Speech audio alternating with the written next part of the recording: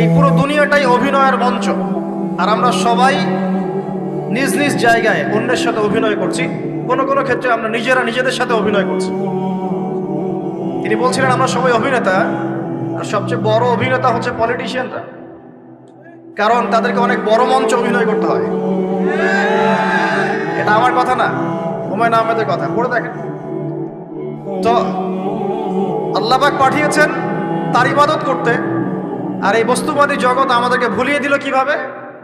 কয়েকটা প্রলোভন দিল। প্রথম প্রলোভন হচ্ছে টাকা, তারপরে জীবনে কি করব প্রতিষ্ঠিত হওয়ার চিন্তা, তারপরে চাই চাই আরো চাই এই একটা আকীদা দর্শন, তারপরে আমার স্ত্রী সন্তান আহার পরিবারে কি হবে, আর আরেকটা দর্শন আছে, এটাকে বলে চারবাক দর্শন। এবং দুঃখের সাথে বলতে হয় আমাদের রবীন্দ্রনাথ ঠাকুর কিন্তু এই দর্শনের মানুষ ছিলেন। চারবাক কিরকম?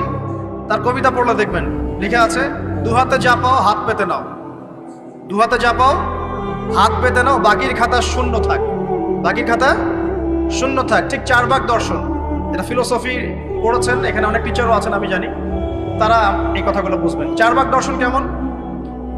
ঋণ করে ঘি খাও, ঋণ করে ঘি খাও, যতদিন বাঁচবে সুখে বাঁচবে, এটা হলো চারবাক দর্শন। তো দু হাতে যা পাও হাত পেতে নাও, বাকির খাতা শূন্য থাক, মিল আছে না?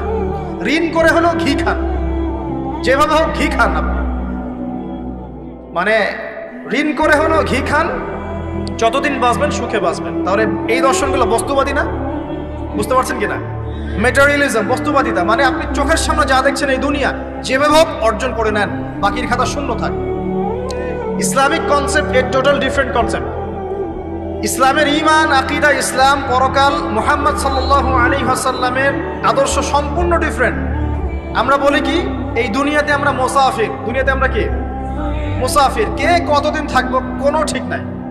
নবীজি বলছেন, হে আব্দুল্লাহ বিন ওমর, তুমি দুনিয়াতে মুসাফিরের মতো থাকো, সকালবেলা উঠলে সন্ধ্যার অপেক্ষা করো না, সন্ধ্যাবেলা হলে সকালের অপেক্ষা করো। দর্শনের মধ্যে কত পার্থক্য না? আকাশ পাতাল পার্থক্য না? এখন যদি এই বস্তুবাদী দর্শন দিয়ে আপনি চলাফেরা করেন, তাহলে তো আপনার লাইফের অ্যাম্বিশন হবে একটা ফ্ল্যাট,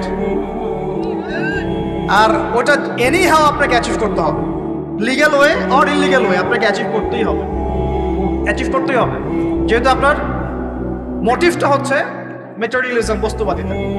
আর নবী সাল্লাল্লাহু আলাইহি ওয়াসাল্লাম কি বলছেন? সকালে ঘুম থেকে উঠলে সন্ধ্যার অপেক্ষা করো না, সন্ধ্যাবেলায় থাকলে সকালের অপেক্ষা করো।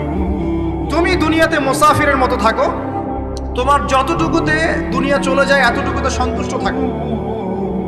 নবীজি আরো বলছেন, তুমি কখনো উপরের দিকে